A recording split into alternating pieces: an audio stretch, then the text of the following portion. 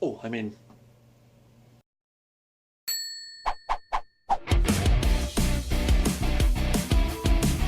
Hi, I'm Ryan, your host for The Toast, and... Oh, it's magic!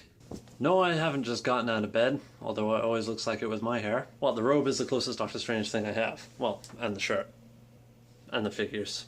And the statues. And the books. Signed by Stan Lee! As you may guess, I'm a fan of Doctor Strange, and the reason I'm talking to you right now is because of this.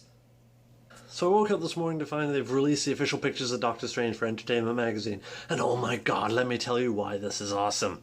Well, I shouldn't need to tell you why it's awesome. I mean, come on, it's a Marvel movie, it just happens to be my favourite character. Okay, so if you don't know who Doctor Strange is, he's one of the earliest Marvel characters created by Stan Lee and Steve Ditko. He's also one of the most unheard of Marvel characters. He's very underrated. So Strange starts out as a surgeon, kind of a dick, but he has an accident, wrecks his hands, and now he can't do surgery anymore. So he goes off on this big globe-trotting adventure to try and find some way to fix his hands, and he goes from like surgery to therapist, all kinds of specialists, wastes all his money, and finally ends up in Tibet. So he goes to the mountains like a hobo, finds this guy called the Ancient One, who says, no, I can't actually fix your hands.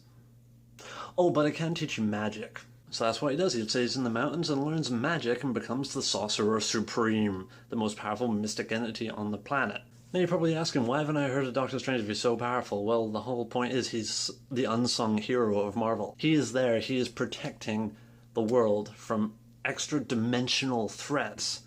And you don't even know he's there. He's doing it, he doesn't get any thanks for it. It's not like Spider-Man, he does stuff, he gets recognized good or bad for it. The Avengers are in the public spotlight. Him? No, I mean, yeah, I know he wasn't an honorary Avenger. The point is, Doctor Strange is never really remembered for what he does, but he does so much, and he's such a powerhouse. Like, World War Hulk, he took on the frickin' Hulk all by himself. I remember one time Ghost Rider picked a fight with him, and he was coming up all flamey skull, and Doctor Strange was just like... smote. You don't mess with the master of the mystic arts. What I love about Doctor Strange is his powers aren't a gift. They aren't from an accident. They aren't from a mutation. They came from hard work. This guy went into the mountains, trained his mind and body, and learned how to do proper magic. His powers were earned through blood and sweat, and I love how uneasy it is for him. He abandoned his tragedy and took on this responsibility to be the Sorcerer Supreme. Powers and superheroiness aside, his character is just fantastic. He starts out as a complete dick. He is not a good guy. He is a bad guy. He's the kind of guy who you thought would be a villain. He's selfish, arrogant, vain. He just doesn't care as long as he gets a paycheck. Once his hands get broken, he feels all of that. He falls from the peak of grandeur all the way down the stairs into the pit of despair and hitting every painful step on the way. Now right off the bat, he looks fantastic. I've known this movie's coming out for a while, but it was so secretive and so hard to get any kind of glimpse of what he looks like, and then BAM! The colors of this outfit. I love how the modern Marvel movies aren't toning down the colors anymore. The reason they had such rich and colorful outfits when they were created is because they're visually stimulating, and as soon as we get a modern movie where we make all their outfits black leather, it's all gone. Now in the modern iteration of Marvel movies, all the color is back and is glorious. I mean, yes, the colors are a little bit muted, but I mean, that's just so it doesn't offend your eyes too much. I also respect how brave they are giving him the cape.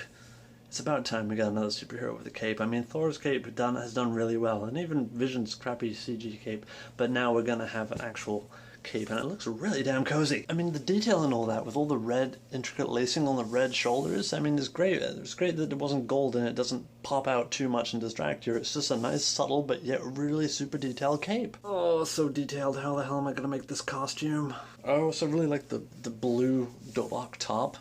I say dobok top because I do a Korean martial art, and I guess you call it a gi, whatever. Anyway, they've gone with the blue instead of the weird cat bat symbol. I never understood the cat bat. And the belt, the badass belt. Have you seen that with all the belts coming across, like the gadgets and gizmos just like dangling from it? It looks really awesome. It looks like he should be in the next Assassin's Creed game. Oh, and of course the centerpiece, the Eye of Agamotto. Okay, so quick history lesson. The Eye of Agamotto is like an ancient mystical relic. It's one of the most powerful. You know what? Let's just cut this short. It's got an infinity gem in it. I think it's the space gem. I think it's green. It makes sense if it's the space gem. So instantly he's tied right into the Marvel Cinematic Universe, and he's going to be in Infinity War because of this. Although it does occur to me that he's going to have to lose the Eye of Agamotto in the movie for it to end up in the Infinity Gauntlet. And so the movie, Scott Derrickson is a horror director, which I really like, that this movie is going to go the darker, scarier route, especially if it deals with the astral realm, the whole astral plane and the other dimensions. They've been toying with it in Ant-Man, and now we get to see it like for the whole movie. Because in some of the old comic books, that stuff was pretty trippy, and for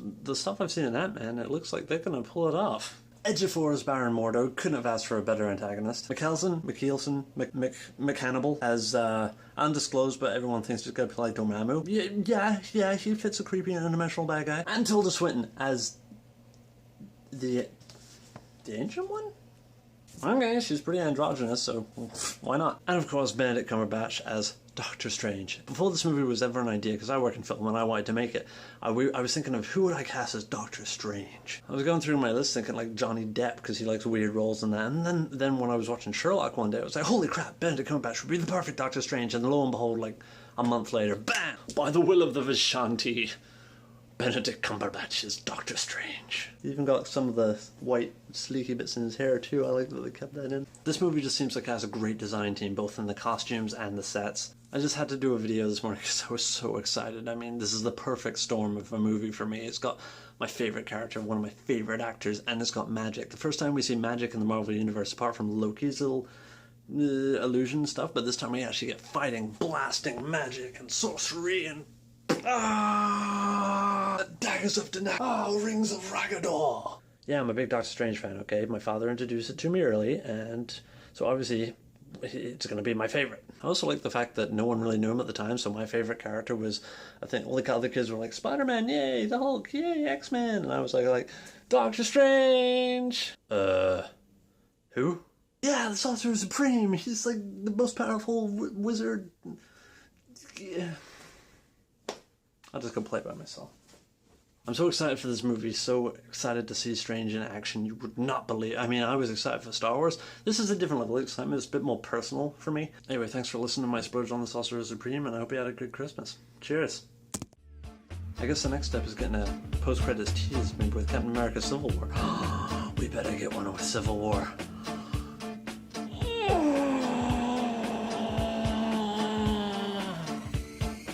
Seriously, we better get one for Civil War.